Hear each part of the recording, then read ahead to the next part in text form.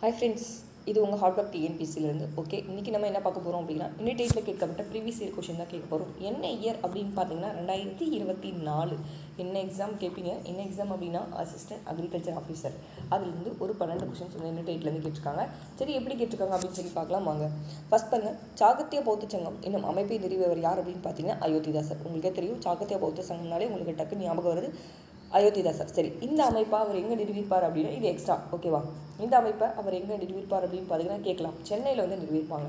Okay, 1882 என்ன start பண்ணியிருப்பார் அப்படின்னா திராவிடர் கழகத்தை வந்து ஸ்டார்ட் பண்ணியிருப்பாங்க. உங்களுக்கே தெரியும், 1885 திராவிட பாண்டியன் இதில் வந்து ஸ்டார்ட் பண்ணியிருப்பார்.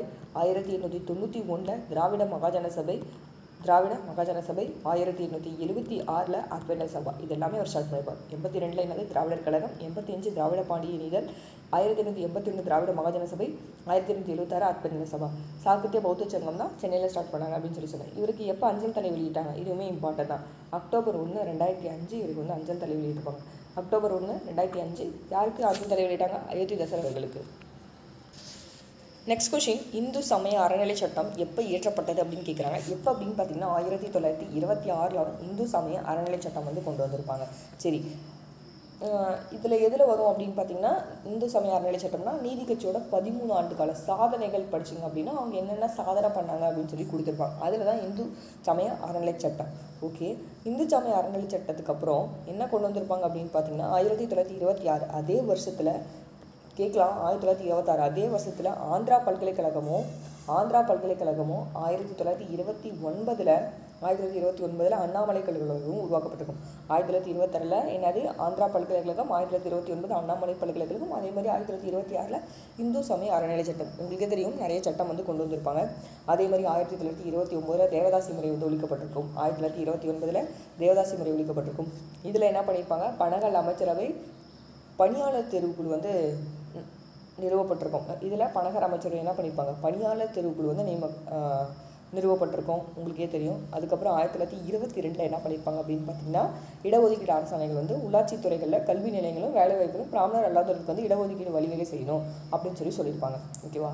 அப்போ 26 என்னென்ன இருக்குது அப்படின்னு சொல்லி தெரிஞ்சுக்கோங்க. 29 தெரியும் தேவதாசி சட்டம். 24 தான் என்ன பண்ணியிருப்பாங்க அப்படின்னு பார்த்தீங்கன்னா பொது பணியாளர் தேர்வாணையம் தான் என்ன பணியாளர் தேர்வுக்குழு கொண்டு வந்து பொது பணியாளர் தேர்வாணையமாக மாற்றிருப்பாங்க. ஓகே, அடுத்த கொஸ்டின் பார்க்கலாமா?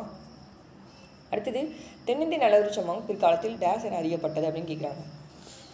தென்னிந்திய நலவரி சங்கம் பிற்காலத்தில் எப்படி அறியப்பட்டது அப்படின்னா நீதி கட்சி. சரி, 1916 இப்போ 1916 நவம்பர் 20 என்ன பண்ணியிருப்பாங்க அப்படின்னு பார்த்தீங்கன்னா பி தியாகராயர், டிஎம் நாயர், நடேசனர் இவங்களோட தலைமையில் தான் என்ன பண்ணியிருப்பாங்கன்னா 30 பேர் அல்லாத ஒரு பிராமணர் அல்லாதவர்கள் சென்னை விக்டோரியா பொதுரங்களை கூடுவாங்க அப்படின்னு சொல்லி படிச்சிருப்பீங்க. பிராமணர் அல்லாதவரோட நலன்களை மேம்படுத்துறதுக்காக தான் என்ன பண்ணுறாங்கன்னா தென்னிந்திய நலவுரிமை சங்கத்தை கொண்டு வராங்க. எதுக்காக? பிராமணர் அல்லாதவர் நலன்களை மேம்படுத்துவதற்காக தான் தென்னிந்திய நலவுரிமை சங்கம் கொண்டு வராங்க. அதுக்கப்புறம் அவங்க ஆங்கிலத்தில் ஜஸ்டிஸு, தமிழில் திராவிடன், தெலுங்கில் ஆந்திர பிராஷிகா அப்படின்னு சொல்லி ஒரு 3 செய்தித்தாள்களை தொடங்கியிருப்பாங்க. இது எல்லாமே நீங்கள் படிச்சிருப்பீங்க. ஓகேவா? நெக்ஸ்ட் கொஸ்டின், கூற்று கொடுத்துருக்காங்க. சென்னை மகாஜன சபையின் முதல் தலைவர் பி ரங்கையா. சரி, சென்னை மகாஜன சபை எப்போ தோற்றுவிக்கப்பட்டது? 1884 மே 16 சென்னை மகாஜன சபை நிறுவப்பட்டிருக்கும். இங்கே அண்ணா சாலையில்னு படிச்சிருப்பீங்க. காரணம் பாருங்கள், தென்னிந்தியாவில் தெளிவான தேசிய நோக்கங்களுடன் தொடங்கப்பெற்ற தொடக்க கால அமைப்பு சென்னை மகாஜன சபையும். ரைட்டா? ரைட்டு. என்ன வரும்? கூற்று ஏ மற்றும் காரணம் இரண்டும் சரி. கூற்று ஏ மற்றும் காரணம் இரண்டும் சரி.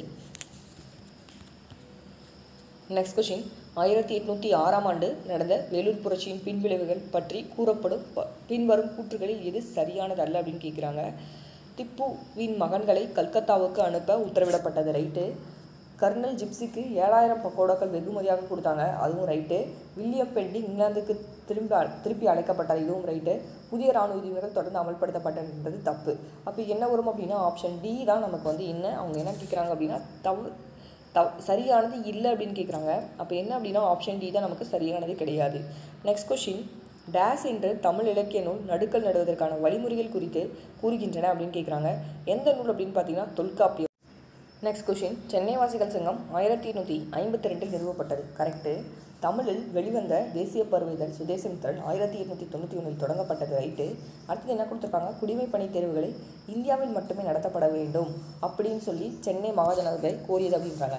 சென்னை மாகாண சபையோட கோரிக்கைகள் என்னென்ன படிச்சிருப்பீங்க. குடிமைப் பணி தேர்வுகளை இங்கிலாந்துலேயும் இந்தியாவிலையும் ஒரே சமயத்தில் நடத்தணும், லண்டனில் இருக்க இந்திய கவுன்சிலை வந்து மூடணும், வரிகளை குறைக்கணும், இராணுவ குடிகள் நிர்வாக செலவுகளை குறைக்கணும்.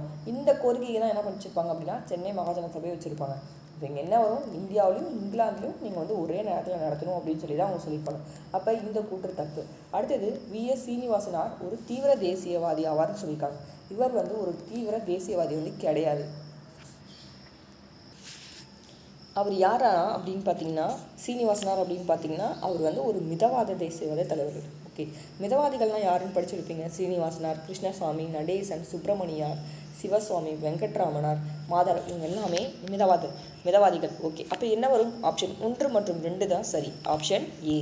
நெக்ஸ்ட்டு, புத்தேன் உலக வாழ்க்கை யார் உறுதியாக வாழ்வார் என்று வள்ளுவர் குறிப்பிடுகிறார் அப்படின்னு பார்த்தீங்கன்னா புத்தேன் உலக வாழ்க்கையை யார் உறுதியாக வாழ்வார் என்று வள்ளுவர் குறிப்பிடுகிறார். திருடாதவரை தான் என்ன சொல்கிறார் அப்படின்னு பார்த்தீங்கன்னா சொல்கிறார் வள்ளுவர். நெக்ஸ்ட்டு, பொருள் இல்லாதவரை எல்லாரும் எவ்வாறு கருதுவர் அப்படின்னு பார்த்தீங்கன்னா எள்ளுவர். பொருள் இல்லாதவங்களை எல்லாரும் எப்படி சொல்லுவாங்க அப்படின்னு பார்த்தீங்கன்னா எள்ளுவர் அப்படின்னு சொல்லி சொல்லுவாங்க. நெக்ஸ்ட்டு, ஐம்புலன்களையும் அடக்கி ஆள்வதையும் அப்புலன் விரும்புவனவற்றை எல்லாம் விட்டு விடுவதையும் எதற்குரிய இலக்கணமாக வள்ளுவர் குறிப்பிடுகிறார் அப்படின்னு பார்த்தீங்கன்னா துறவு. ஐம்புலங்களையும் அடக்கி ஆள்வதையும் ஐம்புலன் விரும்பினவற்றை எல்லாம் விட்டு விடுவதையும் எதற்குரிய இலக்கணமாக வள்ளுவர் குறிப்பிடுகிறார் அப்படின்னு பார்த்தீங்கன்னா துறவு. நெக்ஸ்ட்டு, என்பும் உரியர் பிறருக்கு என்று வள்ளுவர் யாரை குறிப்பிடுகிறான்னு கேட்குறாங்க. என்பும் உரியர் பிறருக்கு அப்படின்னு சொல்லி வள்ளுவர் யாரை குறிப்பிடுகிறாரு அப்படின்னா அன்புடையாரை தான் என்ன பண்ணுறாரு அப்படின்னா குறிப்பிடுகிறாரு. நெக்ஸ்ட்டு, பழக்கற்றும் கல்லறிவில்லாதவர் என வள்ளுவர் யாரை குறிப்பிடுகின்றார் அப்படின்னு கேட்குறாங்க. உலகிலோடு வாழாதவர் தான் அவர் என்ன சொல்கிறார் அப்படின்னா பழக்கற்றும் கல்லறிவாளர் என்று வள்ளுவர் யாரை குறிப்பிட்டான்னு கேட்குறாங்க. உலகிலோடு வாழாதவரை. அடுத்தது பாருங்கள், தமிழ்நாடு சுதேச இயக்க தலைவர்கள் பிபின் சந்திரபால் விடுதலை செய்யப்பட்ட நாளை டேஸ் தினமாக திருநெல்வேலியில் கொண்டாட திட்டமிட்டார் அப்படின்னு பார்த்தீங்கன்னா சுதேச தினம். சுதேச தினமாக திருநெல்வேலியில் கொண்டாட முடிவு செய்கிறாங்க. ஓகேவா, யார், பிபின் சந்திரபால் 6 மாதம் சிதறினதுக்கு அப்புறம் எப்போ விடுதலை செய்யப்பட்டார், 1908 மார்ச் 9 இவர் விடுதலை செய்யப்படுறாரு. சுதேச தினமாக கொண்டாட முடிவு செய்கிறாங்க. அரசு வந்து மறுக்கிறாங்க. அப்பயும் என்ன பண்ணுறாங்க, வ.உ.சியும் சுப்பிரமணிய சிவாவும் செயல்படுறாங்க இவங்க 2 பேரும். அதுக்கப்புறம் என்ன பண்ணுறாங்க, 1908 மார்ச் 12 இவங்க மீது தேச துரோக குற்றம் சுமத்தப்பட்டு கடுங்காவல் தண்டனையும் உங்களுக்கு கொடுக்குறாங்க. ஓகேவா, இதனால் திருநெல்வேலியில் கழகம் வந்து வெடிக்குது. கைது செய்யப்பட்டதால் உள்ளூர் மக்கள் என்ன பண்ணுறாங்க அப்படின்னா வன்முறையில் ஈடுபடுறாங்க அப்படின்னு சொல்லி படிச்சிருப்பீங்க. நிறைய காவல் நிலையம், நகர சபை கட்டடமும் தீ வைக்கப்பட்டிருக்கோம். ஓகேவா, அப்புறம் 1908 ஜூலை 7 வ.உ.சியும் சுப்பிரமணிய சிவாவும் என்ன பண்ணாங்க, கூட்டம் செஞ்சாங்க அப்படின்னு சொல்லி தேச துரோக குற்றத்துக்காக சிறையில் வச்சாங்க. அதே மாதிரி சுப்பிரமணிய சிவாவுக்கு 10 வருஷம் நாடு கடத்தல் தண்டனை கொடுத்துருப்பாங்க. அதுக்கப்புறம் அவருக்கு உடனடியாக இருந்ததுக்கு வ.உ.சிக்கு ஆயுள் தண்டனையும் கொடுத்துருப்பாங்க 20 வருஷம். ஓகேவா, இதெல்லாமே நீங்கள் படிச்சிருப்பீங்க. சும்மா ஒரு ரிவிஷனுக்காக நான் வந்து சொல்கிறேன். நெக்ஸ்ட்டு பாருங்கள், கல்லாதவர்களை வள்ளுவர் எதனோடு ஒப்பிடுகிறார் அப்படின்னு பார்த்தீங்கன்னா படிக்கலை அப்படின்னு சொன்னால் அவங்கள வந்து எதனோடு ஒப்பிடுகிறார் அப்படின்னு பார்த்தீங்கன்னா விலங்கோடு நம்ம வள்ளுவர் அவர்கள் வந்து ஒப்பிடுறாங்க. ஓகேப்பா, 12 கொஷின்ஸ் தான் வந்து கேட்டிருக்காங்க. ரொம்பவே ஈஸியாக தான் இருந்துச்சு. படிச்சிங்க அப்படின்னா கண்டிப்பாக போட்டுடலாம். 12 கொஷினுமே ரொம்ப ஈஸியாக இருந்துச்சு. திருக்குறள் வந்து நீங்கள் படித்தா தான் ஆன்சர் போட முடியும். ஓகேவா, ரொம்ப யூஸ்ஃபுல்லாக இருக்குன்னு நினைக்கிறேன். தேங்க்யூ, தேங்க்ஸ் ஃபார் வாட்சிங்.